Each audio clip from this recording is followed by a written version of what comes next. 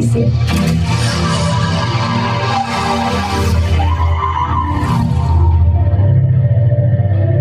Ito anak, maganda na nilinisin mo. Ito lang mag-aahon sa atin sa kahirapan. Sige, mapalitan na lang kita. Trabaho mo na lang yung gagawin ko.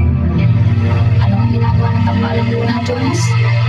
Promise, titira tayo sa isa sa mga matataas na bibig. Ate, masaya mo ito, masaya mo. Bakit sabi mo malungkot dito? Alam mo ba ito, Daddy? Daddy.